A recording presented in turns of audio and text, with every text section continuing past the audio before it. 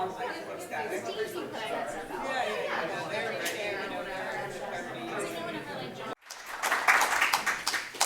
right, welcome everyone. I'm Aimee Eckman, current Vice Chair of the Eastham Select Board. And just a bunch of us had gone to a presentation by Care for the Cape and Islands last fall, I believe it was. And, we really learned a lot about what are some great alternatives to handing out single-use plastic as to-go containers, take-out containers, whatever you want to call them. And we really wanted to, Gretchen was there and a bunch of people from the recycling committee really wanted to put something together to outreach, to our business community and to residents that there are alternatives out there to plastic. And I know there was a bylaw, or not a bylaw, I guess it was a bylaw last year that was presented at town meeting that wanted to do away with all single-use plastics as takeout containers, but it was pretty broad scope, and I think we certainly have a commitment, in the town to reduce plastic, but I think it was a little too much without reaching out to the business community and getting input, because we certainly don't want to blindside the business community, with things that are going to really impact them, especially on short notice. So we have some great presentations today, and welcome again. Thank you. Thank you, everyone, for coming out today. Our first speaker is Adam Gracia. He is the Deputy Director for Care in the Cape and Islands.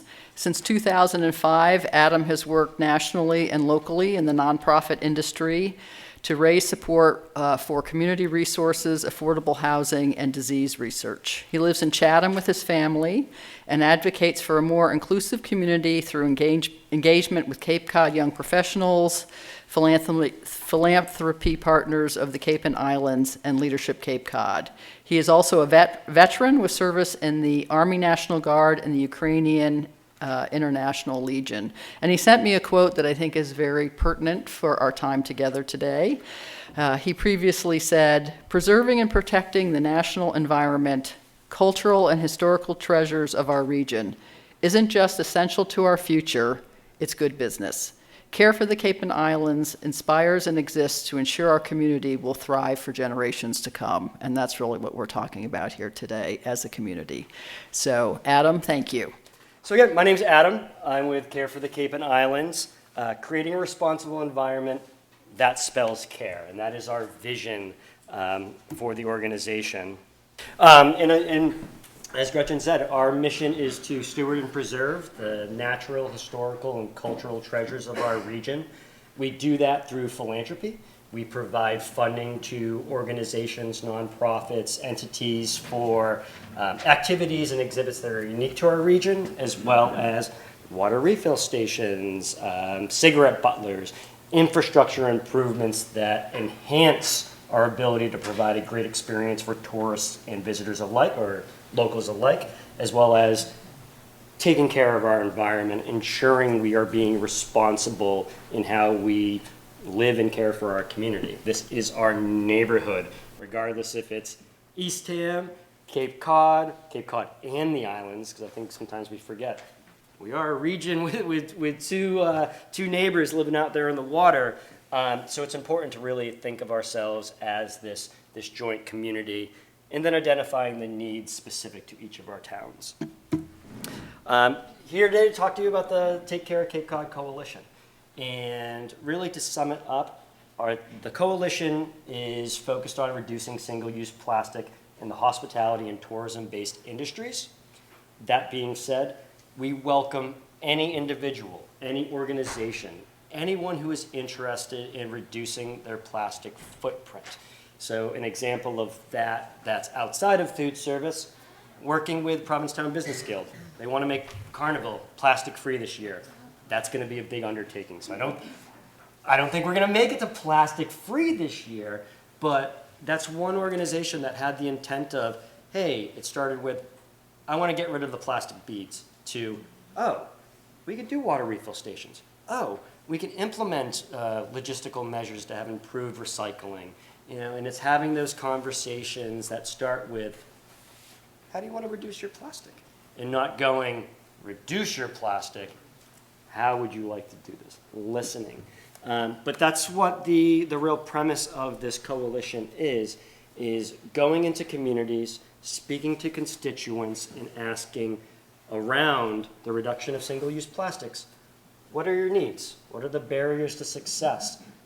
What do you think? Going to a business owner and saying, hey, we're going to ban plastic. It's your job to take care of it.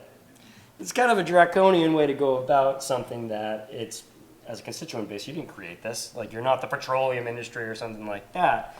So to push through regulation without actionable measures and supports, it's kind of not the most collaborative way to go about it. And from a ban perspective, Care for the Cape and Islands and our coalition, we have no position on bans.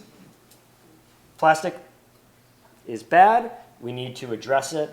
If an individual town or if there's a group of constituents that want to look at regulation, then we provide civic engagement tools and we provide benchmarks like Falmouth in the work that they're doing with their Plastic Advisory Committee. But plastic can be a political issue. It is not for us. So, we have no position on bans other than if that's the will of the people, if that's what that community wants to engage in, then collaboratively we can help provide supports. But the goals of this work, reduce marine debris, reduce plastic. Ultimately, though, it comes down to identifying what constituents need to achieve these goals. And in working with businesses, the main thing we hear is it's going to cost too much money. We don't know what to buy. We don't know who to buy from. We don't know how to implement.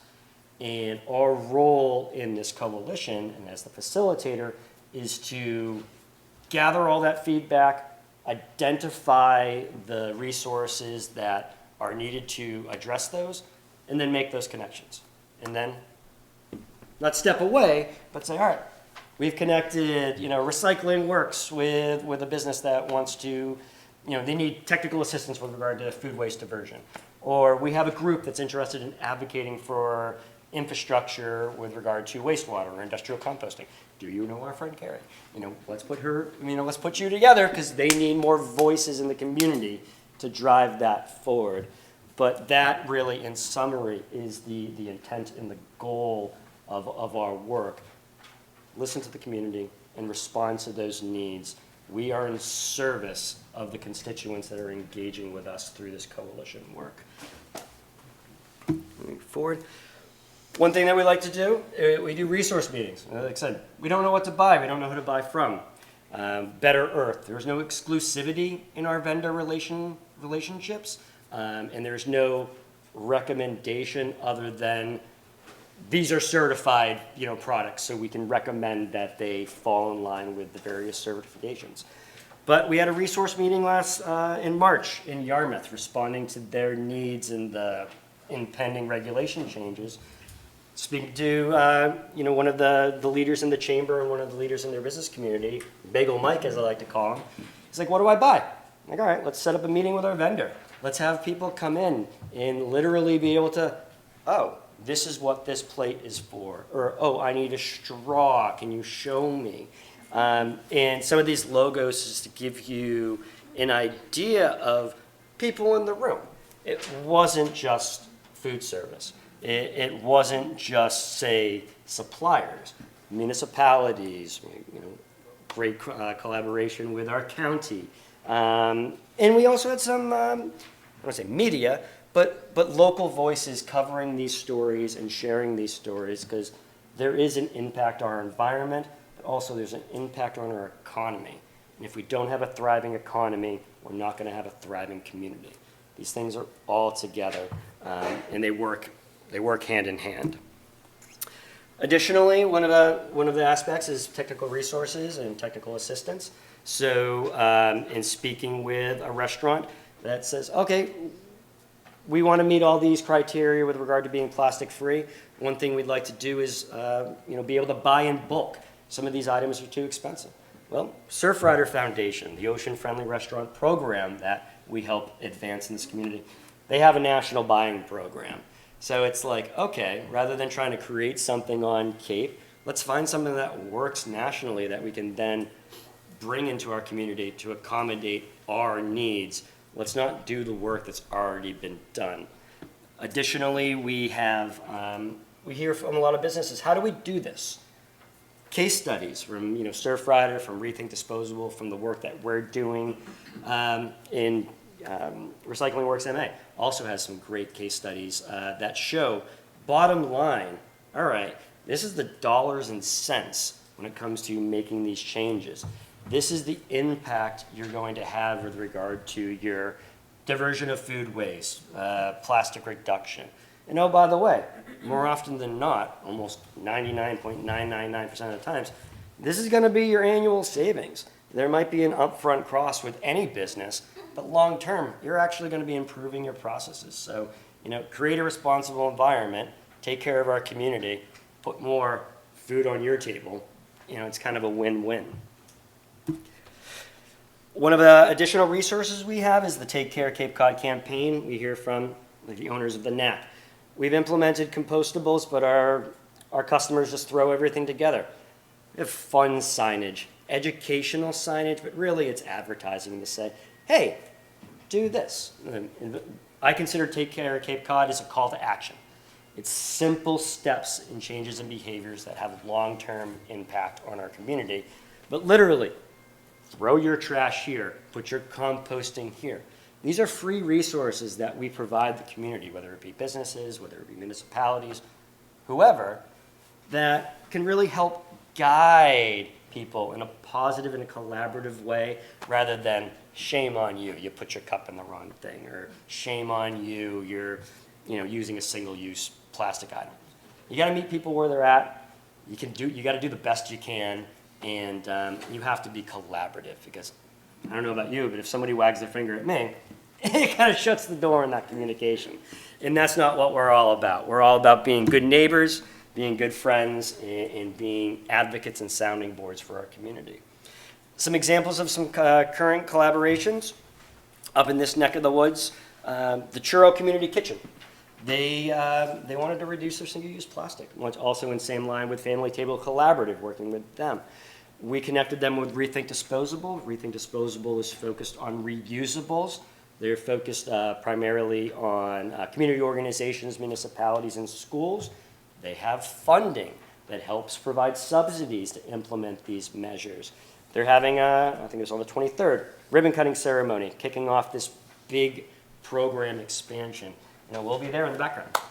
Like, that is our role, to be in the background, to be the ones that catalyze and activate individuals in the community to make that change, and then celebrate those changes that they've accomplished. Additionally, as I mentioned, PVG with the county and their food waste diversion program, we did the similar spiel, so hopefully if you were there, it doesn't sound like repetitive. And then another example of kind of an event-related activity, the Big Blue Conference coming up at the end of this month in May 1st, connecting them with vendors to implement compostables versus single-use plastic, implementing logistical measures for increased recycling, increased composting. I'll chat with you after, because they're like, we need signage to, not just fun signage, but literally these are the technical aspects. I'm going to hit it, Recycling Works, and that's great. And, MASSDEP has amazing resources. But these are some tangible examples of current collaborations. And then also, in turn, we've been working with individual businesses to explore this issue, whether it be Fireland Provisions up in Provincetown. All of this work is kind of going to my belly, but I'm enjoying it. We're down in Falmouth earlier this week and speaking with some of the restaurant owners down there, saying, oh, well, we've done this, we've done that. Cool. I got to come down. Let's put you on camera. Let's advocate and amplify the work that you're doing, because peer leaders, it's going to connect much more. I want to hear from somebody that is like me, that's in my space, that has my perspective and my experience, because they know what they're talking about. Whereas, I love to eat. I worked at a pizza shop. I delivered and flip subs and whatnot. I don't know the ins and outs of running a business. I have a friend that owns several juice bars down in the Mashpee Sandwich area. and having conversations with him, I'd say X, Y, Z. I'd be like, reusables. Adam, wastewater, restrictions. I didn't think about that. Hey, just add 5 cents to your menu item. Okay, now I gotta print new menus. I gotta print new signboards. I gotta change my computer infrastructure. That's $6,000 out the door. Cool, Brandon. I didn't know that. Thank you. Like, I've known him for like 25 years. We played lacrosse in school together. So it's like, he gives it to me straight, but I've also found most people in the hospitality industry will give it to me straight, which that's ideal for me. Some of our new coalition partners, just a list of resources and examples there. This is another benefit of participating and collaborating with us. We're going to share the work that you're doing. We are going to advertise and promote what you're doing. So there is a PR value, there's a marketing value, and it costs you nothing other than, hey, Adam, here's an email.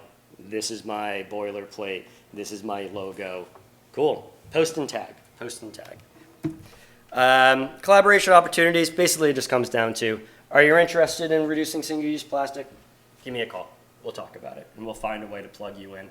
There's a range of opportunities, but the baseline really does start with that intent in that conversation, and then finding actionable, practical goals to move forward with. I think they're, oh, actually, no. Yeah, and just be part of the solution. If you're interested in learning more, interested in signing up, there's a QR code in our banner right there. It's like a 1-minute brief survey. Just give us your contact information. Let us know what you're interested in doing, and I'll follow up with a call. We'll have a cup of coffee. We can have a Zoom if you like to do Zoom. I prefer in person. And yeah, that's me. Care for the Cape and Islands, creating a responsible environment. That does spell care.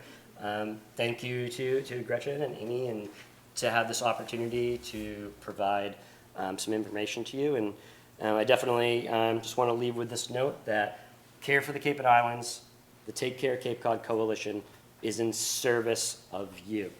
So please, let us know what you need around the reduction of single-use plastic for our coalition, or when it comes to Care for the Cape and Islands. What do you want to steward and preserve when it comes to our natural, cultural, and historical resources? And looking forward to hearing more from the rest of the panel. So, thank you. Oh yeah, if we have time. Sometimes I ramble, so I want to make sure. But does anybody have any questions or any comments? Want to say how good I look in my snazzy? I was like, do I want to get dressed up today? I'm like, this is how I am. Like I said, I grew up in Sandwich. I live in Chatham. I'm like, I don't dress up like a Cape Codder. I'm just a Cape Codder. So. But cool. And, yes, please, Gretchen.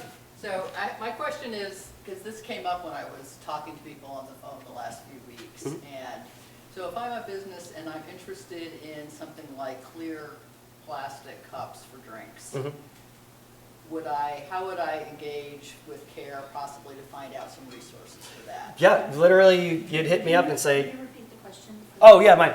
So the question was if a business is looking for a specific product to replace, and in this instance looking for clear cups, really you'd reach out and say, hey, Adam, I need X, Y, Z. And I would connect you with the appropriate range of vendors to then explore those products. We do have a compostable serviceware buying guide that consolidates some of that information, and we can send you the link to that. I don't want to print these things out, to be honest with you. So, trying to be in line with our mission, but we do have a small amount that we can print out, and that's not a big deal. But that's where it would start with, like, hey, Adam, this is our need, whether it be a product, a service, even just an idea. We have the conversation, and then we identify a solution. I have 2 questions. Do you always bring a bagpiper with you? I am a little bit Scottish, mainly Portuguese, but I'll eat some haggis. And you mentioned the difficulty of a blanket ban, which had some problems last year. It was just difficult to figure out what was reasonable, what was not. Do you maintain any resources or research that kind of says, here's the things that are replaceable, here's the things that are not, here's the things that are better, you know, I know maybe no plastics are good, but better on the scale of plastics. Yeah, They 100 are used multiple times. Yeah, 100%. It's not even the lesser of two evils. It's just what is a better comparative, product. So from a regulation perspective, we've been working, and they presented at the summit you referred to, with the Falmouth Plastic Advisory and Solid Waste Advisory Committee.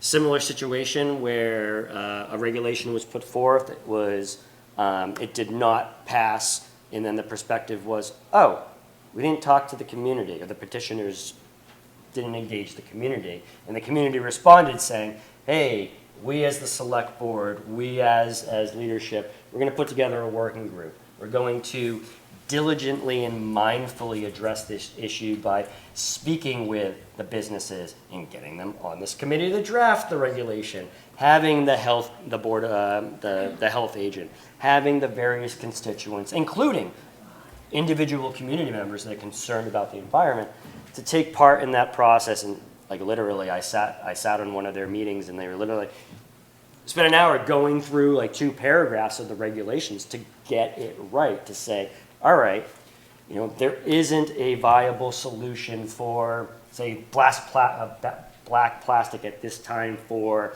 water-based, food products that need a shelf life of 10 days. So, all right, we need to have an exemption, and we need to recognize that sweeping bans are not practical, because ultimately that will leave you with, you won't be able to sell that product, and then that's going to hit your bottom line. So in summary, yes, we do keep benchmarks and examples to then be able to go, all right, this is what you're looking to do. This is what's been done in the past. This is what's been successful. Let's connect the two. So let me ask it just slightly different, and perhaps this is what we're exploring today. Is there a spectrum that says really bad stuff here, stuff we'd like to get rid of in some point in the near future here, other stuff we don't know how to get rid of yet, so that we can address it in a rational fashion? Oh, 100%. I am going to say blanket answer, yes. And then I'm going to lean toward our subject matter experts in this technical field to say, hey, these are literally, because I'm not an environmentalist. I care about my community, but I come from a nonprofit management background. So when I see the 1s, the 5s, the 3s, or whatnot, I don't know what that means. And I'm learning, but I don't know what I mean. I didn't realize the arrows. It has nothing to do with recycling. It's propaganda. So, rather than trying to know all, I'm more along the lines of I try to know everybody and then connect the two. So I'm sure they'll be able to speak more eloquently toward that specific resource. And then, sometimes it's hard on the Cape to find vendors for certain materials, compostable paper cups, for instance, or I've called Cape Cod paper at Dennis before. It's nice to be able to shop locally.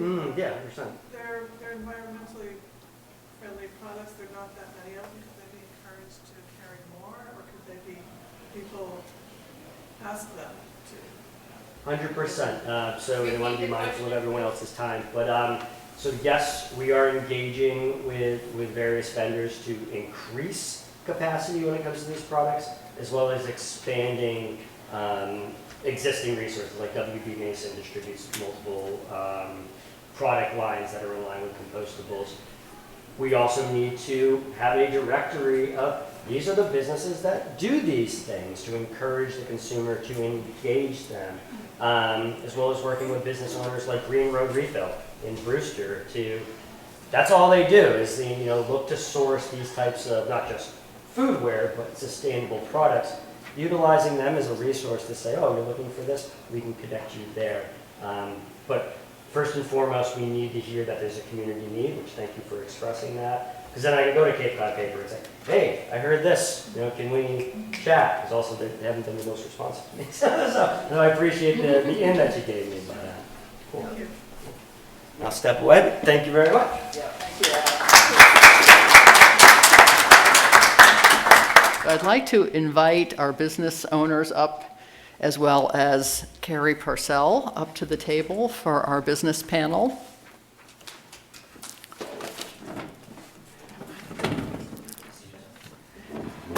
And our moderator, Kari Parcell, she is the, known by many. She is the solid waste and recycling coordinator for MASSDEP in Barnstable County, where she's been for the past 7 years. She has an undergraduate degree in political science and economics and a master's degree in public administration and emergency management. And in her spare time, she teaches at Mass Maritime and owns a small business. And I want to introduce our 3 business panel experts who are here with us today. First, we have Susan Knight. She and her husband Tom live in Eastham and bought Sam's Deli 6 years ago. And some new news, not only is she a new grandparent, congratulations, as of the past week, a baby boy. She and Tom recently sold Sam's to their daughter and son-in-law. So Megan and Sean Donnelly, well, we welcome them to the community. I mean, they've been here working at Sam's for the past 6 years too. And I think Susan had said you're continuing to be at Sam's in a management kind of capacity. Sam's, as most of you know, has been in the community for over 22 years and is famous for its delicious gourmet sandwiches and homemade salads. So thank you, Susan, for being with us. And then next, sitting next to Susan is Nate Nickerson. Nate is a longtime resident of Eastham and is the owner of Arnold's Lobster and Clam Bar, which has been in business for about 48 years. So I know many people love going to Arnold, so thank you, Nate, for being here with us today. And at the end, we have Damian Grozier, who is the general manager of the Fairway restaurant and Hole-in-One restaurants. Damian has worked with John Caceres for the past 5 years. John had offered him the opportunity to be part of the growth of the business. They have a great team and really believe that Fairway Hole-in-One is a leader in moving to more recyclable products in Eastham, Orleans, Rockland, and their newest site, which they're going to be opening soon in West Yarmouth. So thank you so much for being here. I'm going to turn it over to Kari. Hi, everybody. Hopefully you can hear me. I'm kind of boisterous anyway, but I can use the mic if you need. I try to make my voice carry at these events so you can hear and understand me clearly. Thank you to Gretchen and Aimee for the invite to moderate this panel, and to the panelists. It's nice to meet all of you. I am not a Cape Codder per se, but I do live in Chatham year-round, so I'm a wash ashore from Oregon. So it was interesting to me when I came here. As many of you know, Oregon and the West Coast has a lot of regulations and ordinances and things regarding, protecting their communities and their oceans and responding to the needs, as Adam says, of their residents and the people that we want to really help and protect. It's all about our environment, animal welfare, human welfare, as well as our environmental welfare. So to come here and to realize that some of the things that I was so used to, myopically running around as a younger person, thinking, well, if we do it here, everybody must do these things, and we don't. So it's really exciting to be here over the past 7 years and to be part of these types of events and to learn certain things, like Adam says. Is sometimes if we're not boots on the ground, we don't understand the logistics of how come you just don't do it? It sounds so easy. Well, there's a menu price, right? Well, like Brandon says with the juice bar, it's not that easy. Now I have to print out all new menus, and then I got to change the website, and then I've got to do that and the other. So there's all these things that sometimes we don't really think about. And so it's nice to hear the other side and the other perspective as we go through these things so that we can support those needs and make sure that when we're trying to help and support and make a switch, we're here to help do it and make it in a way that's feasible for not only our business community, but for the residents that want to try to make those changes as well, so that we can all work collaboratively together. So the way I want to run this panel, so I've been asked to wait for questions until the end. So if you need to write it down before, so you don't forget, please do that, and then we'll touch base. So with the panel, I'm going to ask the question, because I'm really curious about the end, where is the way of these products? So what happens after it leaves that restaurant or facility?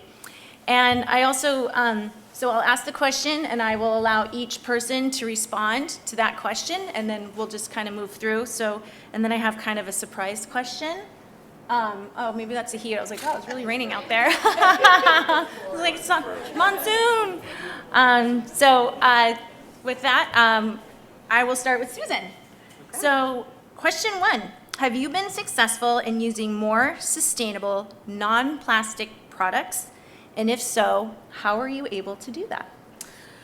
So I'll start by saying that, as I said, Megan and Sean took over this place. They are millennials. They are very, very engaged in eliminating plastic. Was one of the first things they did when they came in. They were horrified to see that we were wrapping our food in plastic every single night, taking saran wrap literally and wrapping every single bowl, every single dish. And if you've seen Sam's, every salad thing with plastic.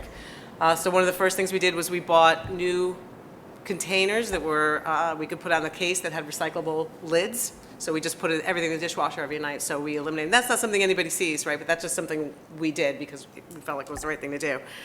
We did our coffee club with our reusable coffee cups that we encourage. In fact, I was actually in Portland, Oregon this week of all things and saw the recycles.com and have something to say about that as well. So I think that's an interesting program. We did replace as much plastic containers as we felt would work. We don't feel like it all works, and we could talk about that later, but so we went to these paper containers for things that we thought would work.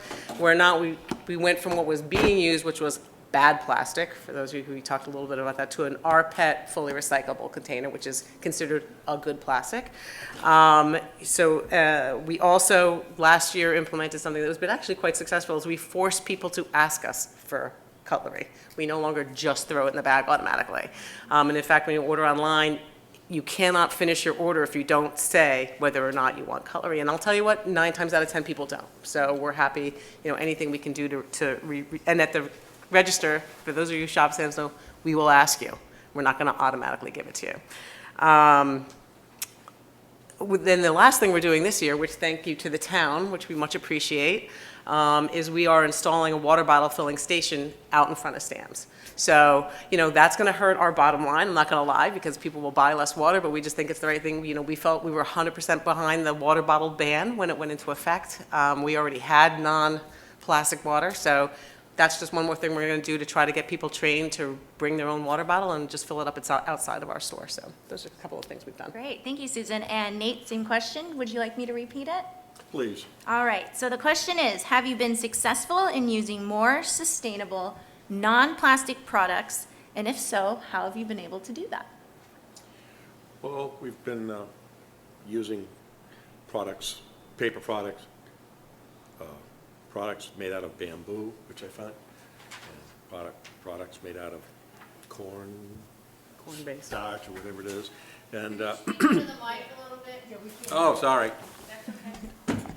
I'm really proud of the job that Arnold's has been doing for as many years as I can remember in recycling.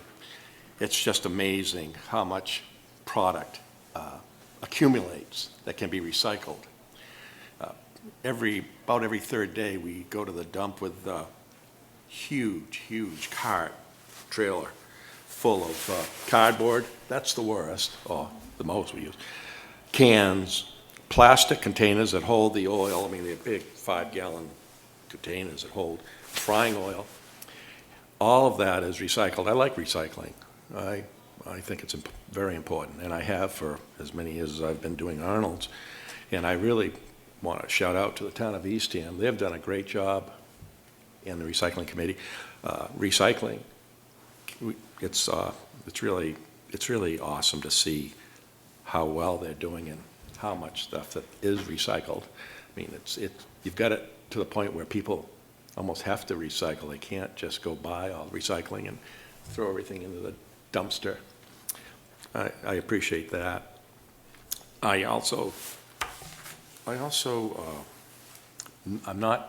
feel like I'm never doing enough. I'm never doing enough recycling. I can always do more. And maybe that's why I'm here. I want to learn more and I want to do more, because no matter what I do, which is an incredible amount of product goes to the dump, recycle, it's just never enough. And so that's my feeling on recycling. Great, thank you, Nate. And Damian, same question? Sure. So a little more than a year ago, John Casares and his wife purchased this business from Ken and Erica Tabor, who are longtime residents. And Ken and Erica had done a lot of things to advance the business into more recyclables. COVID really had a major impact, especially down in Orleans, on the Orleans location. And they had to make a business decision at that time, prior to us taking over. Do we stay with table service when we couldn't find servers and people to bring the food? And they transitioned over to a more prepackaged food, or packing it in to-go containers. And from a business perspective, that was a good move. But at the same time, they need to be cognizant of the packaging that they were using. We utilize a buying group, so we were able to kind of push it back on them to find the products that we needed to be compliant. Orleans had probably a little bit more stringent requirements on what you need to have for recycling. So the buying group came with those, and they came to Orleans first, and then we've implemented them directly into the Fairway and to the hole-in-one here in Eastham. But we're always looking, and the hard part is, from a business perspective, you start looking at table service compared to takeout containers, but then you need to look at water. When you start washing everything, there's a significant cost for water and water conservation, so there's a balance that you always need to play. And again, when you start looking at plastics and paper cup, you need to go with a balance on that as well. What's the cost? And everything comes down to the cost. And at some point, there's a threshold that that customers are going to stop. You keep bumping up against the ceiling, and you do your best. And everyone says, oh, well, if you could save here or you could save there. It's running a business is very delicate. If you go 1 penny over, that may be the threshold that stops people from buying that product. So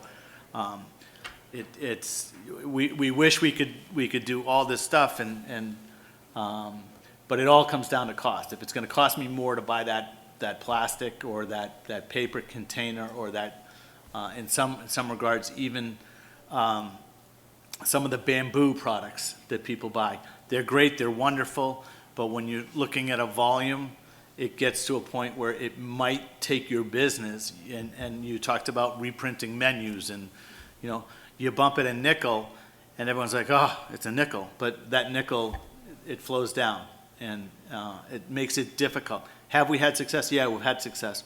A lot of the really good programs that have been built within the organization were Ken and Erica Tabor. They did an awful lot. We're continuing. Again, probably one of our bigger advantages is based on size and volume. Working with the buying group, I think somebody talked about warehousing and storing off-site. That is an opportunity that we're able to do. We could buy at a little bit bigger volume to help us on cost, but it's still, every time we look at a product, we have to bounce it back and say, how much more does this need to flow through to the menu? And then, I know, because one of the things everyone says is that the ceramic coffee cups to sit down, I would love to use those, but then you got to take those, you got to wash those, and then and so there's that whole process as well. So I think we've been successful. I think we'll continue to evaluate how we can get better. I do know that a lot of the regulations that came from Orleans set us up to create our guidelines moving forward for Eastham, and they're also company-wide. So we're off Cape in Rockland, Massachusetts. We're following all the same guidelines there, although they're not imposed. There's things that we're doing, and when we open up West Yarmouth, we'll be following the same. So. Thank you. Yes? I have a question. Yeah. Are you holding the question? I was asked to hold until the end. Yeah. So make sure you remember it. I'll call on you first. So going in, this is a nice segue, Damian, into the second question. So I'll start with you, and maybe you might have any more to elaborate.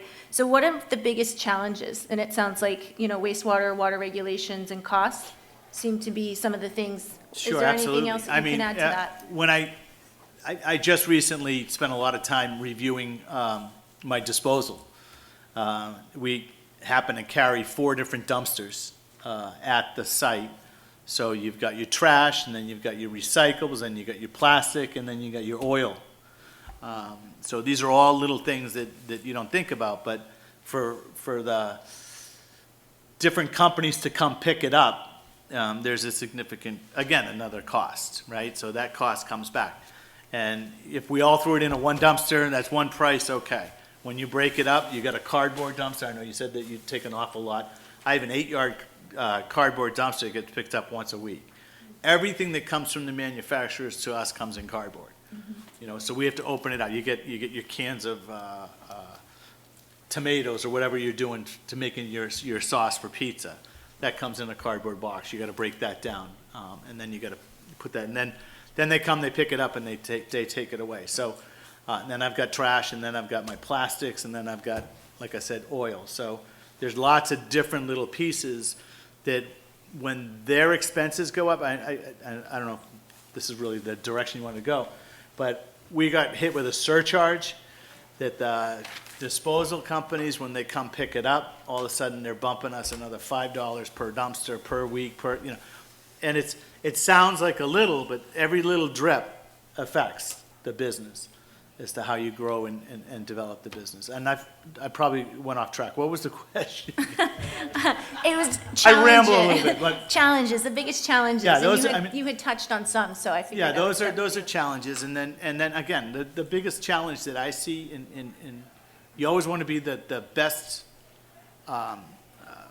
person to work with your environment, but you also need to sit there and say, at what point am I in business and what point am I out of business? And that's probably, we're always bumping up against that. I remember years ago when I worked with John, we had a pizza operation up in off Cape, and we would never go over $20 a pizza. And it just has gotten to the point where that's no longer feasible. The cost that what we spend for the cheese and the sauce, and it just, all of a sudden it's out of control. And you have to, and at some point you're just always afraid the customer's gonna say, that's just too much. And then you're like, well, how much business do I lose? And you have to evaluate that every day. One of the challenges that we try to utilize is customer count. So if this year we had 100 customers that came in this week, next year we better have 110 just to do the same profit. Because if we don't get those extra 10 customers, then we didn't have the opportunity. The prices might have gone up to the customers, and I might have more dollars in my pocket in perception, but trust me, all my costs went up as well. So I did not make a penny more unless I'm building more customers and getting more, friendly faces and one of the, so it's all about the customer count to me. If I'm getting more customers, that tells me my pricing is correct. That tells me that all the other items that I'm evaluating on a weekly, daily, monthly basis are in line. Because if I don't have customers come in the door, then something's out of whack, which means my pricing might be too high or my expenses are too high, so. Great, thank you. And Nate, same question. What have been your biggest challenges in moving forward towards the use of more sustainable, non-plastic products? It's basically the same that Damian said. We're open, our season is very, very short, and the percentage of profit in restaurants, at least my restaurant, Going down and down. it's going down, and it's not that large to begin with. I mean, we're busy, but again, percentage of profit is low. So when we're talking about spending extra money for recyclables, that has to be part of the equation. Try our best, but it's very difficult to do what we want to do because we have to show a profit or we won't be there next year. So that's my issue. Yeah, and it's about capacity as well. So if you have 4 8-yard containers or however large your containers are, you have to have space in your parking lot and behind your buildings, and you have to be able to fence it and secure it as well. So it's land space use around your building as well. Susan, for you. So I'm a little bit different because I have a deli, so we're doing a lot more kind of grab and go stuff than I think either of you guys are doing. But so for me, there's two big challenges. One is that in the grab-and-go case, so that's where you have people who are coming up and buying, but then you have the grab-and-go area, which is growing it every year, I'm not gonna lie. It's getting bigger and bigger, more people just come in and, 20 sandwiches and 3 things, and then they run. We believe, and we can all debate this, because this is open for debate, and trust me, we debate it every year at Sam's, how true this is or is not, that consumers need to see that product to want to buy it. So they need to see the broccoli salad, they need to see the macaroni salad, and not seeing it hurts sales. We have the debate, I'm not gonna lie to you, Sean, who now owns it, wants to get rid of them, because he's all about getting rid of the plastic, but Megan and I overrode him and said, no, consumers still need to see it to buy it. So that's one of our challenges. Now, there are some options, and I can share some of those with you that we've been talking, in fact, from the Better Earth, I saw that the gentleman talked about a little bit. So every year we meet with our suppliers, and we have 2 suppliers for our paper goods, and ask them, what can we do? What's new, what's out there? Because I'm actually in the food industry, I know these things are constantly changing and there's new stuff coming on. What's out there, what can we do, what does it cost? So we sit down every year and go through that, and we did talk a little bit about Better Earth, so I'll touch on that as well. For us, the other challenge we've had is when we try to move into these paper ones, we find that it greases out over time. And then you start getting into the PFAS debate. And I'm sure some people are here familiar with PFAS. So it's like, again, pick your worst evil. Do you want to have like chemicals coating it that could seep into your food? Or do you want to have, how do we find that middle ground that finds that? We find like, so for our lasagna, you put it in there in the morning, by the time, 2, 3 o'clock, like, picture your pizza box, right? It's leaking out. If there's other options out there that are better, we're happy to see them. We know that this one from Better Earth is probably better. It's compostable though. It's not paper. Very, very different. Eastham, recycling committee is here, does not have compostable plastic capabilities right now, right? So we can't even go to this Better Earth option, which actually would work for us, which by the way costs 50 cents more than this. 50 cents per container. That's a 5% increase for you guys. And honestly, and I'm very honest, so sometimes that's my downfall, but if we could take the prices up in July and August only, we would do it. Because frankly, those people will pay anything. I'm not kidding you. But for the off-show, we're sort of half pregnant at Sam's. We open early and we close later. We're not year-round, but we are open 8 months, and we know that the people here in the shoulder months don't have that kind of money to throw at these foods, and you need those food options. So to take a 50 cents, a 5% price increase just seems prohibitive to us still at this point. If Better Earth has better options, that was the quote I got from my supplier on that one. We tried to switch our salads out of plastic and into a paper container. Now, back at Sam's, you've got workers wearing gloves, right? You have to have gloves. You change them every 5 to 10 minutes, but you still get, like, you're grabbing feta cheese and putting it in there. Guess what happens when you touch this box? All of a sudden, you have nasty-looking fingerprints all over it, right? Nobody wants their salad coming out them with nasty-looking, greasy fingerprints on it. It's just a fact of the way food is prepared when you're doing as much food as we are. So we had to go back to the plastic. We didn't want to, but we felt like, this just is not appetizing, and we're here to sell yummy food, right? Bamboo cutlery. Let's talk a little bit about trying to get rid of all that plastic cutlery that we hate, right? Bamboo cutlery is very expensive, so just as so you go from a penny to 8 cents, okay, on a bamboo cutlery. And by the way, if you've eaten with it, it doesn't taste particularly good. The first 3, 4, 5, 6 bites, it feels like you're eating wood. It's just a fact. If you've tried it, try it. I encourage you. I have to keep digging it into the salad till I can get rid of that weird woody taste, right? So it's not great. It may not quite be there yet. There are ways to reduce. You can get those plastic things. Again, we would like to talk about those things that can't be eliminated. Are there better options, like the plastic cutlery that has the holes in it, right? So you're using less. Let's try to do that. We don't really feel like the bamboo cutlery thing is ready for prime time. We could be wrong, but that's our perception. Cups. I just heard you talk about compostable cups. I'll say the same issue. We cannot compost. You feel good about it. Ooh, yay, it's compostable, but it's not real. It's fake news. We would love it if Eastham could do compostable plastic. They're not there yet. Oregon is. Eastham is not. So I would love to see us as a community work to getting some of that, frankly, so that we could, because we don't think, and again, the paper cups, the PFAS, you're back in that discussion, we also don't think that the paper cups stand the beach test, as we call it, right? The beach test, because don't forget, in July and August, people who are coming to my place are throwing it all in a cooler or taking it with them, and they're gonna go sit down on the beach for 5 or 6 hours. The paper, we just don't think cuts it. So, we debate it, and if the town of Eastham, we all agree as a community, we're gonna get rid of paper cups, I assume it will stand for Cumbies as well as Sam's, not just Sam's. But people can't walk across the street and get it, right? We're 100% behind it, we'll do it, because we'll debate it, and it's a debate, and I'm willing, open to have. So other than that, I think that's pretty much it for us, where we've seen the challenges, yeah. Yeah, so it sounds like aesthetics, how something's delivered and sold and what that looks like, because again, that can turn somebody off if something is very greasy or, Right, just doesn't got look feta cheese all over the brim of their box. just the fingerprints, not the feta cheese. Feta fingerprints. Feta fingerprints, yeah. So I'm going to stick with you, Susan, and I'm going to move on to question 3. What can we, i.e. the town, businesses, and our citizens do to support you as business owners and managers, and at the same time continue to further our transition away from single-use plastics in Eastham food service establishments?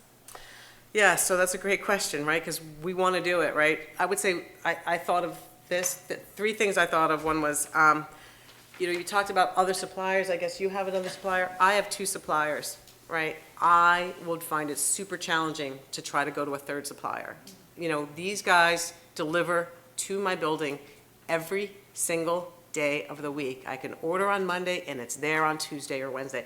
That has a lot of value when you're trying to do the amount of volume we do at Sam's in the summer. I'm not kidding you. Like the thought of having a warehouse and waiting a week and pre-ordering it and knowing what the inventory is, it makes me just, I don't know how you guys feel about it, but for me that's whoa. So if it's gonna be out there, get it into the hands of the 2 suppliers. I don't know who you guys use. I use 2 suppliers. You've already mentioned them both, WB Mason and Cape Cod Paper. Get it in their hands so it's easy for me to get it into my store and doesn't, add another challenge onto an already challenging business. Let's try to make it Cape-wide. I think that this was success with the water bottle ban, was that it was a Cape-wide. It included Stop and Shop. It included everybody. That's what made it a success. So let's try to get all of the Cape involved. And that's when you really push the dime, right? And, Coke and Pepsi weren't listening until we told all of our reps, 1 year from now, we can't take these anymore. You got to find something else. And we kept saying it to him. Every time he came in, I said, hey, 1 year from now, we can no longer carry Dasani, just so you know. I'm telling you now, 1 year from now, we can't carry. So they figured it out, right? They're going to figure it out. They figure out loopholes too, of course, because they're Coke and Pepsi. They're going to figure out loopholes. But they did it. They came up with aluminum. They came up with, there's the Liquid Death. There's a bunch of brands out there now that are taking that place. And that's what happens when you have more communities working together to get it done. And the last one is this group, and I would have to have other businesses in the community joining with me on this one, and which is a little odd because we're kind of the only ones who do a lot of this. They say us in the superette, the sort of filling of containers, but there was a program called recycles.com. And what it is, so I actually reached out to the health department and I said, what is your position on people bringing their own dishes in and filling them, right? Now, I know because I'm certified, that you're really not allowed to do that. It's regulatory from a cleanliness standpoint. It has to, all the dishes have to be sterilized in our building. But there is this program called recycles.com where you basically pay a fee, you join for $20, and you get containers that you can bring to certain businesses that have those containers. Drop your old one in, and we'll have new ones in the back that have been sterilized, and you can take that home. So it's a sort of bring your container that's pre-approved and in this club, if you will, and then so we just keep them. Now, I'm not going to lie, it kind of sounds good. I don't know how much it actually works or how much people actually use it. I asked a business, I was actually in Portland, Oregon this week, happened to go into a store where they actually had that program, and I asked them, how much, is it? And I stood there, and I'm not kidding you, I probably saw, I was there at lunch, I probably saw 20 people come in, and not one of them had one. But that doesn't mean for people who want it, who people really want it, that we couldn't do it. And I can tell you, we as a business would certainly be willing, but my daughter looked into it already before this meeting and said that you have to have several businesses in the community to get that program going. So, those are my 3. Okay, great. And Nate, same question. So how can the community, our citizens, businesses, support you in this transition? I'm going to make it very, very brief. Sorry, I didn't. No, that's okay. I got nothing to say. Take my time. The simple way would be to just support us, support our business. Come and buy whatever you can. And hopefully, with the use of non-plastics, recyclables at the extra cost, we'll be able to do that and still make a profit. Just support us all. Support people who, restaurants, businesses that do recycle. That's it. Great, thank you. And Damian? Sure. So on top of all the recycles, we also have the challenge of finding employees to stay open year-round. So, and that's always a challenge. You can say that again. Yeah. So it's always a challenge to find local and to stay open year-round. And I know that the Fairway, that's one thing that we have to evaluate on. And this, I know this is kind of off track from the recycle, but you talk about the community, and most people have been very, very supportive of us as we stay open through the year. But it is difficult and to find personnel. And then when summertime comes, we have to lean on other programs that exist to bring employees in, and that housing is an issue. And to find housing is always a challenge to try to bring people in so you can do your business. So just be, from my perspective as a business owner, just be cognizant that for us to stay in business, you locals, I understand that it becomes incumbent on you to put up with all these people, but there's no other way we could stay in business without having these different programs that the State Department has put together to bring people in. So when you see 5 or 6 guys walking down the street, wave to them, say hi. They'd love to have some welcoming faces. They work real hard. They work real hard all year. And I know this is off of the recycle, but I have to put in those that we just had a significant number of people that just started now, and we're in the next 2 to 3 to 4 weeks of just training them and training them. So this is one of those things that we talk about, the gloves. You mentioned the gloves. So I've got all these people training, and we're going through gloves. I mean, that's one of the things that there were requirements. Years ago in the Culinary Institute, when you had people, the chefs, they never wore gloves. And they would prefer not to wear gloves. They'd rather just wash their hands. There's an ability to touch food that you just don't get that sense when you wear gloves. And now we've gone to the point where, you got to wear your gloves, you got to go. So that's a debate on another topic. But we do go through an awful lot of gloves, and we're in that training process. But anyways, I agree. Just support your businesses year-round and when they're open. If they're a seasonal business, come in and visit them in the season. I know it gets difficult when there's a lot of the tourists that come down I can't get in there, can't get a seat. And we appreciate the fact that you make the effort. So with that said. Great. I know I've stood in line during the summer at all 3 of your businesses, actually. Order online. So we have seen town warrants with particular bans, regulations, and ordinances, things like single-use plastic water bottles at a various size. We've seen plastic bags within certain mills that each community here has on Cape Cod and in the islands. And so if we were to see a town warrant next year banning specific single-use plastic products in food serving establishments, what would you like to see included or excluded? Susan? Wow, that's such a hard question, because I honestly feel like we've already tried to exclude everything we could. I think the 2 that I thought we could still debate would be the cutlery, which I don't think the bamboo's there yet, and the plastic cups. And I'm happy to do the plastic cup as long as it's for every business and not just the local businesses, but every business. And I would just say that, yeah, it has to be for everyone, not just some. Great. Sometimes as local business owners, we feel attacked by the bigger boys. Yeah, a little bit. You walk across my parking lot, yeah. Yeah, right? I have a job lot across from mine, so I understand.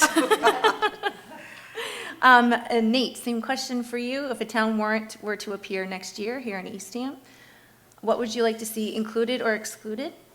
Well, if it hasn't been excluded yet, I'd love to see polystyrene. I'd like to see that excluded. I'd like to see it so that we don't use it anymore. It's already, I think it's already done. Has it been? I believe it has. I mean, the problem is I get, when I order Yeah, fish, yeah. it comes in styrofoam. It drives me nuts. Makes me nuts too. But it's, it's iced and it's fresh and it keeps it really cold. But as far as me using cups and whatever for my customers, I would never use styrofoam. Wish there was a place where we could recycle it. I know there's like maybe one place in Massachusetts that takes styrofoam, or maybe they don't anymore, but, In Bridgewater. yeah, I'd like to see the town of Eastham have a place where we could put our styrofoam, because sometimes I've got 20 of these boxes, yay big, 20 of them. Oh, geez, more than that. There's probably like 100 of them in a week, 20 a day. 20 a day, yeah. 20 a day, and it's horrible. You put those in the dumpster, and so I'd like to see that. I'd like to see plastic straws back. And I'll tell you why. Because paper straws are more dangerous, if you want, than plastic. PFAS? PFAS, that's right. With PFAS, and please don't ask me to pronounce it. It's terrible. Polyfluoro. Yeah, there's more of that in paper straws than there is in plastic.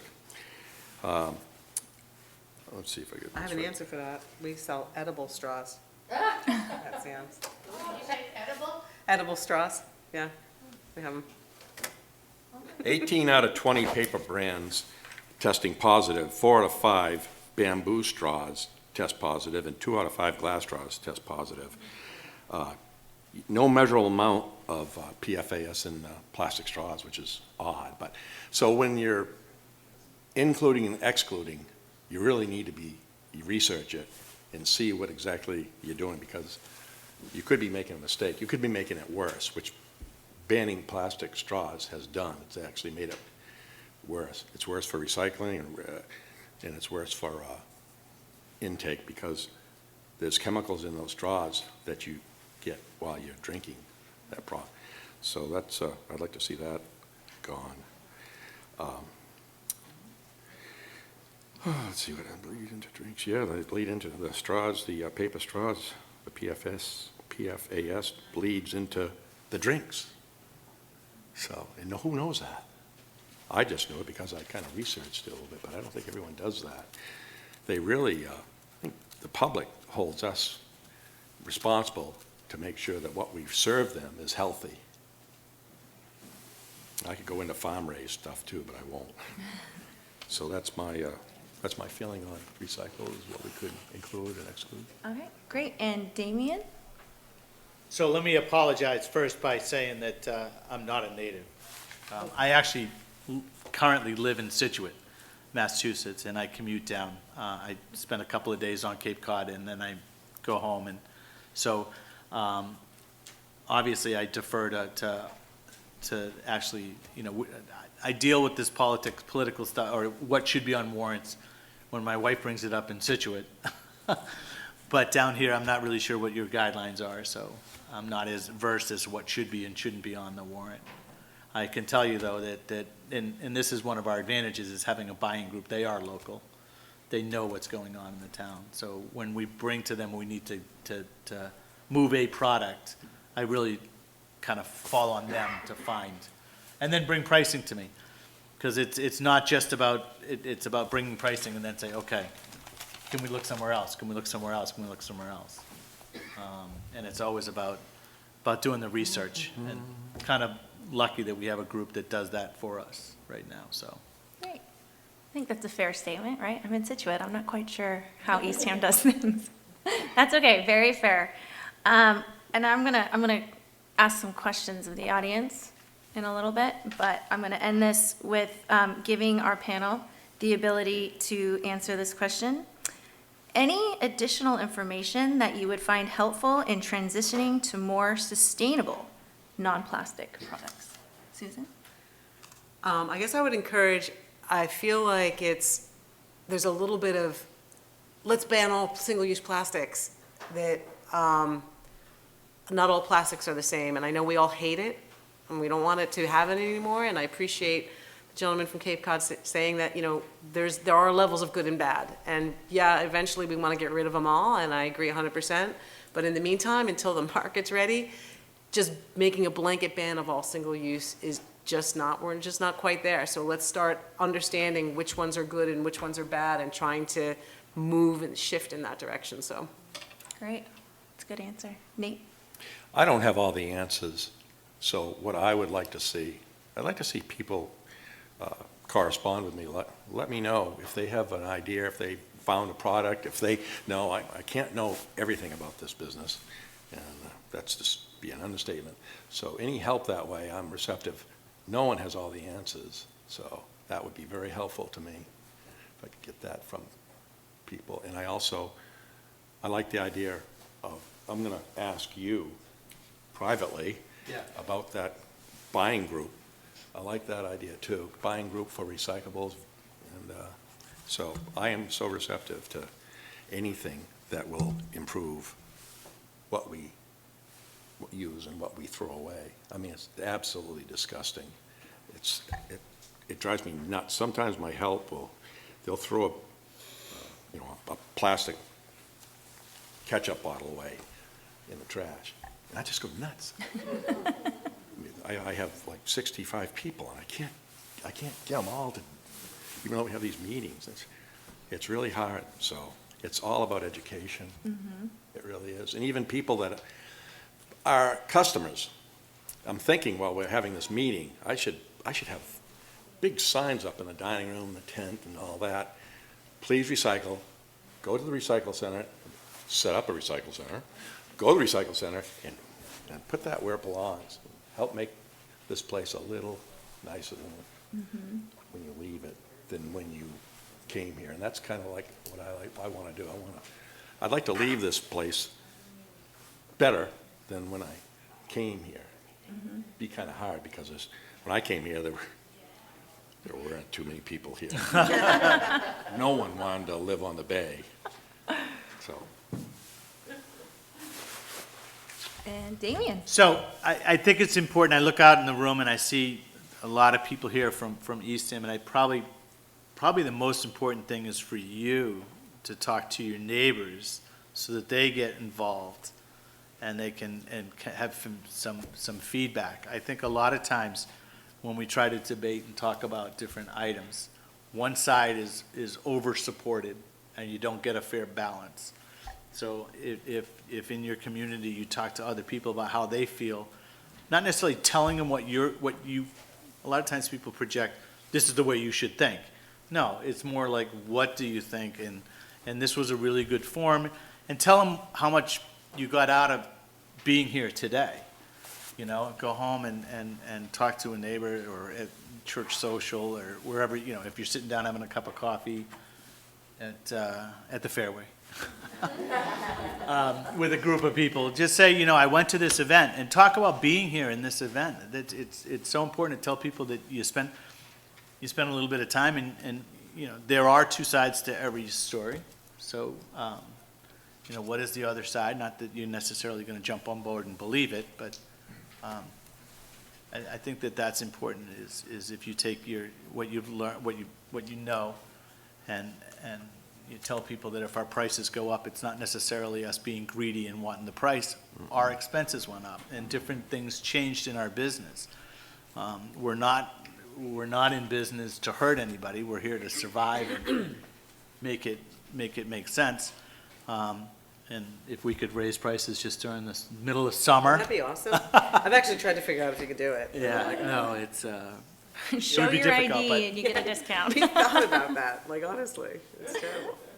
So, I think that's sharing what you learned today, and then just continuing to have the conversation. I don't think that we can say, I think it's important. I think that my panel here probably is a little more well-versed in all the different individual products. But the reality is we all need to do more. But again, sometimes doing more in one direction, if you don't consider the other side, is more harmful. So I'll turn it back to you, Nate. Oh, I wasn't trying to interrupt. Oh, okay. You're doing a great job. I think it's interesting when I was researching this a little bit. I found out from the 1950s when plastics, they had started plastics right after World War II, to 2018, 8.3 billion tons of plastics were produced worldwide. 6.3 billion tons were discarded as waste. 9% of that was recycled. 12% was incinerated. Well, what I got out of this is it's not economical to recycle. Maybe cardboard, but not plastic. And that's really a shame. I don't even know, where does the plastic go that we dump into the dumpster at the town dump, the town recycle center?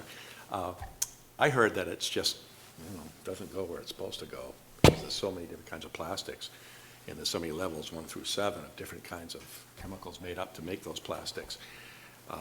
That would be interesting to know.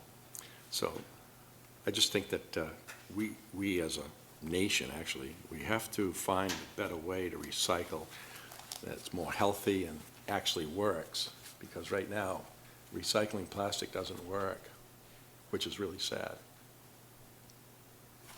Can we recycle our way out of this? If you want to know more, May 5th in Mashpee, I'll be talking about that. Very timely discussion. So I think there's a couple takeaway points. So first of all, thank you. Thank you so much. And again, to the town of Eastham and the recycling committee for putting this on, and to all of you for being interested, because without interest, we're not sharing information, right? So I have a couple of questions, and then I want to open it up to you and allow the panel to answer your questions. How many of you know that black plastics are not recyclable?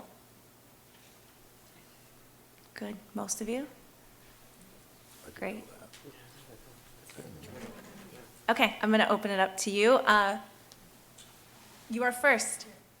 So the question is buying in bulk, and are you in any discussions with each other about collaborative purchasing for volume to lessen the price of products? That, from my perspective, that's one of the reasons why we work with a buying group. They bring parties together. Different businesses can join that buying group, and then they go and they get volume, they get better pricing for everybody across the board. So there are organizations. As an individual, it gets very, it's funny, because I've come in and I'm the general manager of the two operations, and I show up first thing in the morning, and all of a sudden it's 9 o'clock at night, and I start saying, what did I get done? And that's just from my business.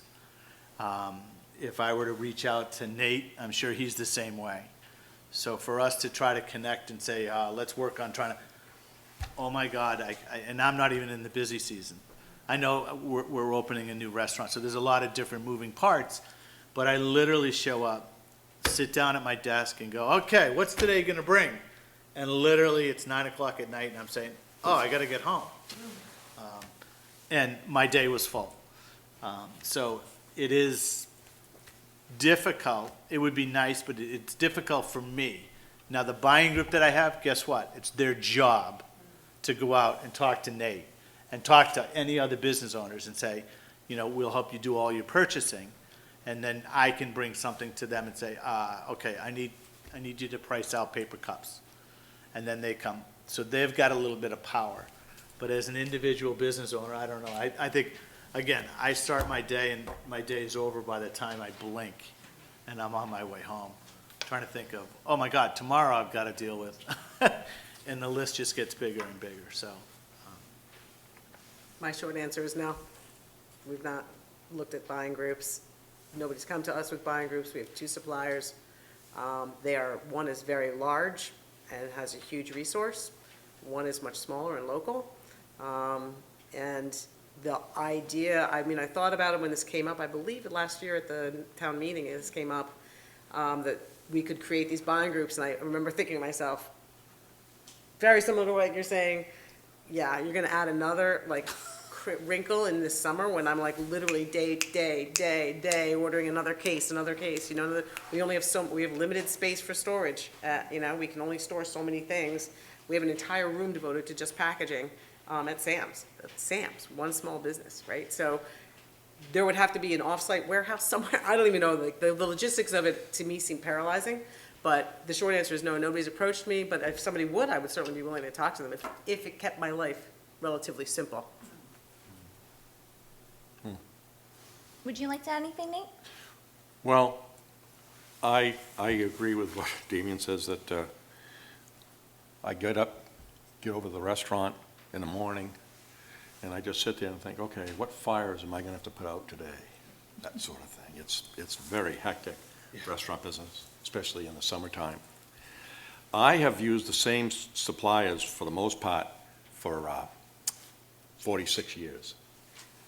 I'm a loyal guy, and unless you really screw me up, I'm gonna stay with you. And one of the reasons for that is, yes, I may pay a little more, that's for some things, and I pay less for others. But if there's a mistake, they're there, boom. They don't mess around, they'll come, wherever it is. Ipswich Shelf has been with them for 46 years, and if they are short on clams or whatever, they'll have a truck down there, for me specifically, boom, they'll do it, and that's a 3.5-hour ride. And Cape Cod paper, the same thing. So I don't know if I hired someone else, are they gonna give me that kind of service, and are they gonna give me the products that I want? They could have a product, a cup, but it may not be, it may be this size, instead I want this size, and that's the thing about going with new companies. So I hesitate, but I'll certainly open to suggestions. Let me just, on that, I just want to touch on that point, because being part of a buying group, there's a cost. They have to save me as much or more, they have to save me more in placing products than it costs me to be part of that group. So there's a balance, but I agree with Nate, everyone, if you've got you've got a cup holder in your car, if my coffee cup doesn't fit in that cup holder, you know, that makes a difference. If I can buy it less, that's great, but if it doesn't fit in your car, you don't want that cup. Mm-hmm. And that, so those are things that I have to think about. I also agree with that you have to see the products. If you see the product, you end up buying it if it looks really nice. And if you're serving in a container that doesn't, you know, it shows a little bit of grease, it's like, ugh. That's my opinion. I agree though. Visually, people buy with what they see, what they like, and what they look at. So I do want to thank our panelists so much, to Kari for being our moderator, to Nate and Susan and Damian being here with us. This is really the heart of what we wanted to hear and talk about, was hearing from businesses.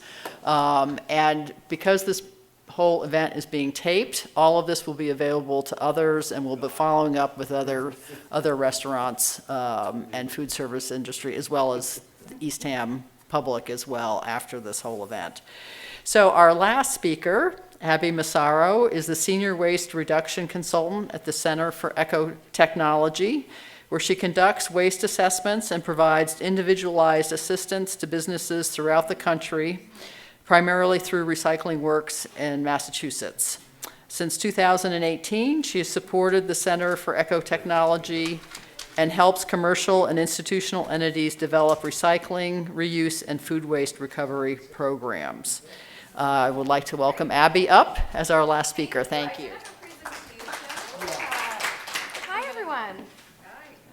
Thank you so much for having me today, Gretchen, and everyone else who went into organizing this event. I think if it's one thing that you can leave here with the reassurance that you have lots of support here in the Cape and in Eastham in particular. So I'm gonna I think my presentation will be a nice summary and kind of touching on a lot of the topics that we already talked about today, but I think it will be good. So Abbey Massaro, again, I'm here today on behalf of the Recycling Works in Massachusetts program. So I'm just going to tell you who we are and what we do and the free resources and support that are available to you and your business community right now. I'm also going to share some great success stories from the field of who we've worked with, the resources that we developed, and all that good stuff.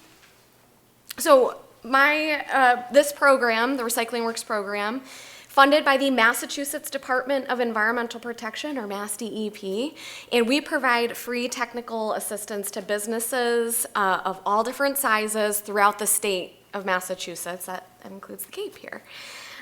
So we help businesses support compliance with the Massachusetts waste bans, and I'll get into exactly what those are in just a minute. But we also help them go beyond compliance with the waste bans to reach any other waste diversion goal it is that they have. So that could be something like transitioning away from single-use plastics of all kinds. So let's get into what the waste bans are. The MassDEP has implemented waste bans, or materials that businesses are not allowed to discard in their trash stream. This is not a full list, but you have copies of this slide and can Google it by also going to our website and looking at the full exhaustive list of what those materials are. Most recently, in November 2022, the MassDEP added mattresses, box springs, textiles, so clothing, shoes, bedding. And they also reduced the threshold of commercial food waste, so any business or institution that generates a half a ton of food waste per week must either prevent that food from being generated in the first place, you must perhaps develop a food donation program for surplus, excess foods and ingredients that are left over at the day, week, or after an event. Or collect your food scraps separately from the trash to go to compost, animal feed, so a farm that feeds animals, or to an anaerobic digestion facility. So in some way, you have to take steps to reduce that food waste from being generated, or otherwise divert it from the trash. Businesses are always surprised to learn that cardboard, which many businesses already recycle, but that material has been banned for 30 years, since the 1990s. And the MassDEP has identified these materials because there are viable markets for recycling them, or they're hazardous, or they're compostable in some way. So again, I really just want to emphasize the number of organizations here that are here to help. Recycling Works is one of them. CARE, I was so excited to see all the services they provide for purchasing and assisting with switching from reliance on plastic serviceware to other serviceware. Kari's here as well.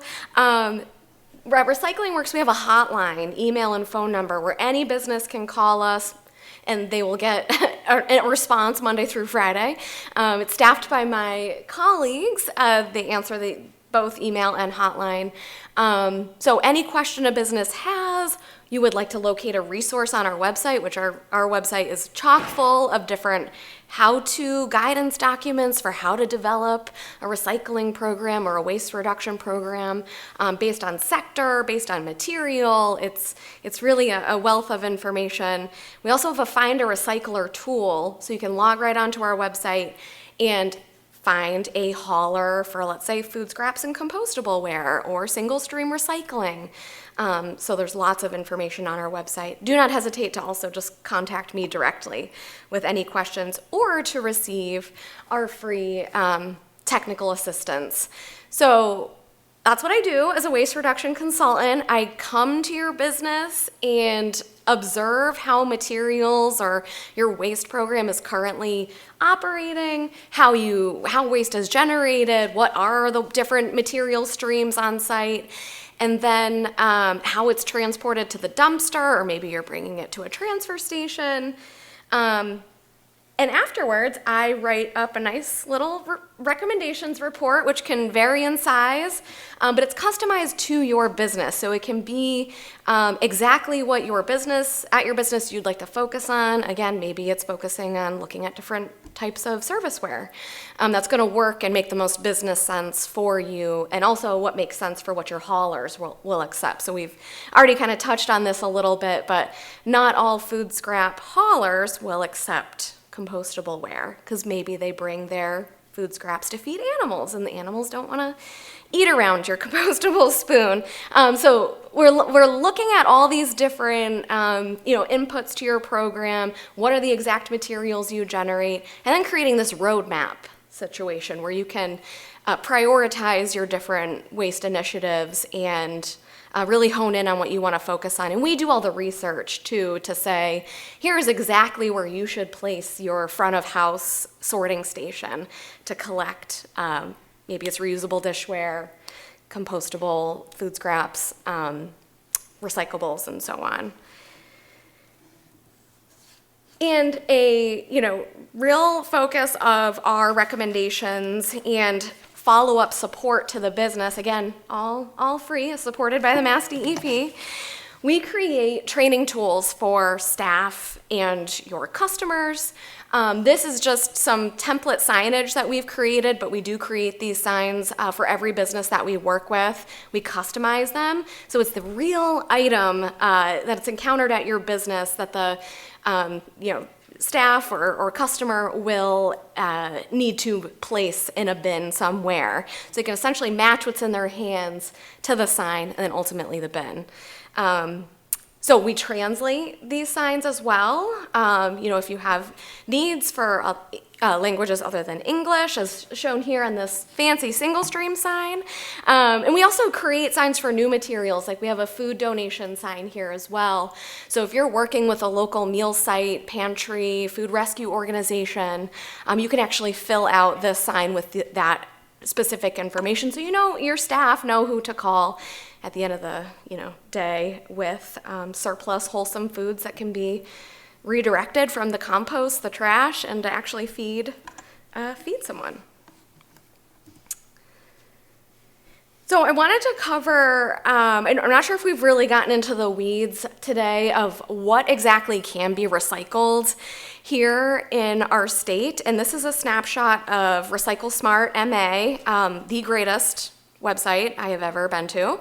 On this website, you can search for what is and is not recyclable here in Massachusetts generally. So what they did was they took a consensus of the materials recycling facilities, or MRFs, in our state. That's where most of our recycling goes to be sorted, baled, and then sent off to different markets.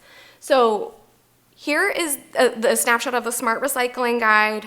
Metal, food and beverage cans, we already seen the tin and aluminum foil. Empty those and give them a rinse and put them in your recycling bin. Plastics, bottles, jars, jugs, and tubs, replace those caps. We don't want anything smaller than a credit card in the recycling bin. Ends up falling through the cracks at the recycling facilities. Glass, again, empty, rinse, does not need to be scrubbed completely beautifully clean. We just don't want to be able to tell what was left in the jar, jug, tub, or bottle before you put it in your recycling bin. Same thing, replace the caps on those glass jars. Paper and cardboard, all good to go. One of the biggest questions we get asked is, what about pizza boxes? Pizza boxes are okay, even with the grease. Toss them in your bin. We just don't want any food or wax paper. And again, this is the general consensus of the state. There might be slight variations in rules for your specific transfer station, or your hauler at your business might, have their own specific guidelines. I'm going through really fast, so please tell me, Gretchen, if I need to wrap it up any time. Okay. Compostable ware might be a good fit for your business, and we heard from this wonderful panel today about some things that have worked, haven't worked. They've really put in a lot of effort and passion into, what works individually for your business. And that's, exactly what we go through when we're conducting our technical assistance is making sure we're proposing something that's compliant with state regulations as well as local ordinances. We've worked with a lot of communities that have single-use plastics bans, and we put together recommendations, and I'm really excited to rely on some of those resources and Adam with CARE as a whole as we continue to support businesses with making these really important decisions. Compostable ware might or might not be a good fit for your business. There are considerations like we've touched on today. What are your customers going to do with the compostable ware at home? And making sure that they understand that clear compostable cup, that BPI certified cup up there, looks a lot like plastic. So we want to make sure that it's really clear that they know this cup should either be composted in some way at a commercial composting facility that accepts compostable ware, or thrown away in the trash, but definitely not contaminating the recycling bin. I already mentioned haulers sometimes have restrictions on what they can and cannot accept. Those are your food scrap haulers I'm talking about. So haulers that are like Black Earth or others that haul purely food scraps and possibly compostable ware. But it can be an effective way to reduce your single-use plastics, but we really just want to make sure it's clear to your clientele what to do with it. There's also lots of recyclable options, again, highlighted on Recycle Smart, MA. Clear and white plastic containers, foil, paper bags, pizza boxes, clear tubs and cups are all reasonable options. Black plastic, we already talked about that as well, not accepted in your recycling streams. Adam touched on it today or alluded to the resin codes that are on lots of plastic items, but the resin code itself is not an identifier of whether or not something should be put in your recycling bin.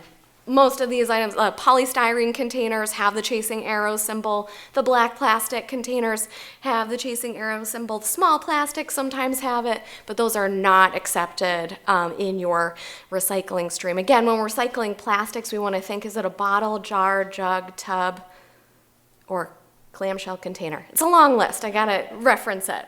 Again, the compostable cup here is looks like plastic, but it's actually compostable. Plastic bags, huge one. We all know, don't bag our recyclables. Don't put plastic bags loose in our bins either. And then, of course, the paper cups, although they're paper, they're lined with wax or plastic, and that's how it's containing the liquid.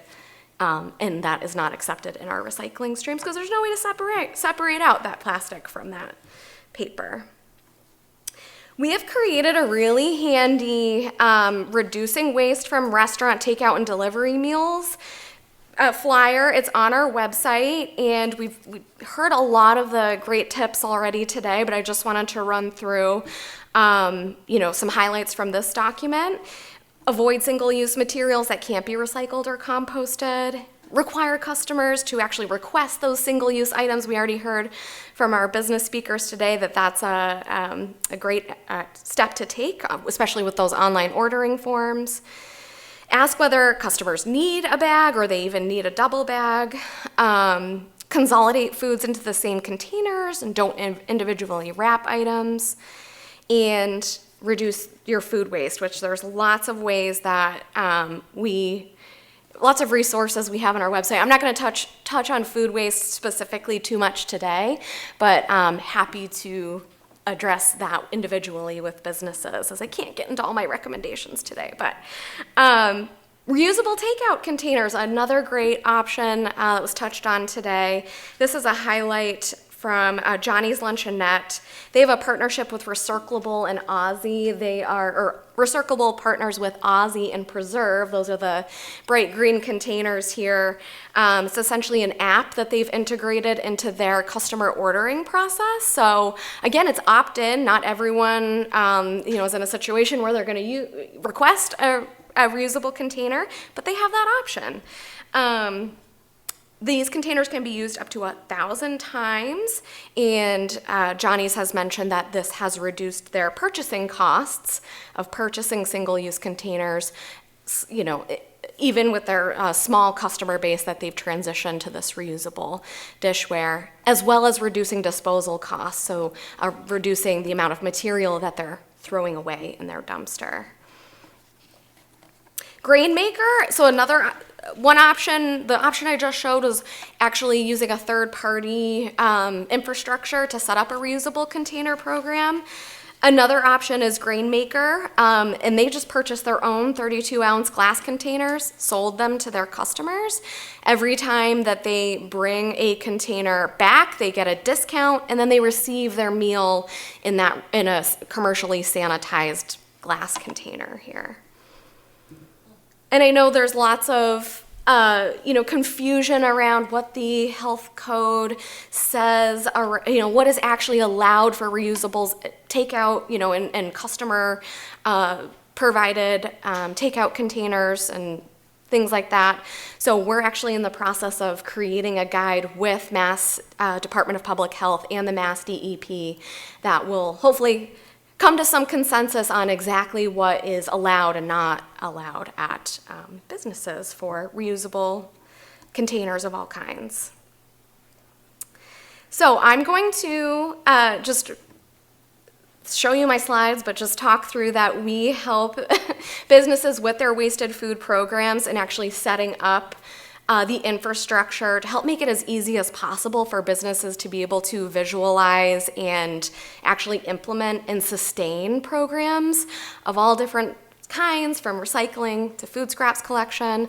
So I guess I'll just end here on the different types of beautiful bins and signs that we've seen in the field and helped create. And yeah, color coding, signage, all different strategies that we suggest come into place when training your customers and your staff on what materials go where, to hopefully have effective, long-lasting programs. With that, I'm sorry that was so quick, but I think I can take a couple of questions if anyone has them. Yeah, your hand up went up first. So there might be other recycling programs available to them, but you can rest assured that the items on this list that you're putting in your recycling bin that are not contaminated with things like food or plastic bags, there are viable markets that exist for those materials, and those are going to get recycled. We were talking a little bit about this earlier in the day, but things like plastic dollhouses, your chicken parmesan that you had in your clear plastic clamshell container that you threw in your recycling bin can end up contaminating the load and therefore leading plastics to get recycled. I think Massachusetts as a state, we have waste bans, again, materials that we're saying as a state we are requiring these materials to be recycled. Plastic bottles, jars, jugs, containers, they're on that list, and those are getting recycled.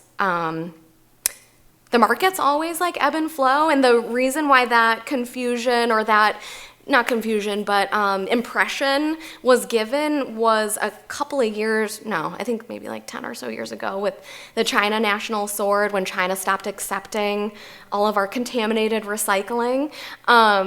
We had to shift and find different markets. So after that, we found more domestic markets for our recyclables, and I would say during that transition, probably a lot of plastics got thrown away at that time.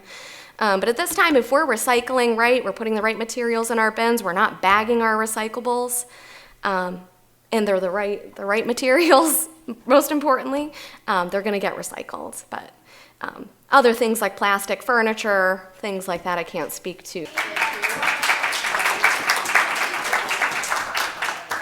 I'm going to invite Jim up. Jim is the head of our Eastham Chamber of Commerce. Thank you. Thank you, Gretchen, and thank you to the Recycling Committee for inviting me here. I guess tackling this small food business is perhaps a good first step, but it's a far cry from the job that must be done. It's the heavy lift that we tend to avoid. thinking that, well, we've started. But to be truly effective in moving forward for our environment, we must reach the masses. It can't just stay in this room. It must dramatically change the way we've been accustomed to living. As a young boy, I remember going with my immigrant grandfather every Tuesday and Friday into the north end of Boston to do the food shopping for the family. We carried mesh cotton bags and to gather our purchases. All the meat and produce was unwrapped and was cut a portion to our liking and then wrapped in paper to be carried back out in our cotton mesh bags. When we went on picnics, we loaded up the station wagon and we'd have big ceramic bowls of pasta that was kept warm with blankets from our beds, kitchen towels. We brought casseroles. I mean, we were Italian. We had food. But we didn't just eat with our hands. We had forks, knives, and plates. All that was carted back home, and we washed it again. Can't do the same thing necessarily in a tourist environment if you're getting things to go, but it's certainly there for consideration. We made amends. We managed to deal with all of that. About the only thing that we had left from that picnic, after putting everything back in the car, was just some flimsy paper napkins and some bones from the meat. Today we think that the time spent returning home with dirty dishes is inconvenient, and that we can't do it. The real burden that we have today is reversing our mistaken rationale. Is our convenience more important than our health? When do we start to acknowledge and correct the problem that we've created? What are we, our children, our grandchildren, and all those that are following, going to do with the grim realities with our tarnished environment?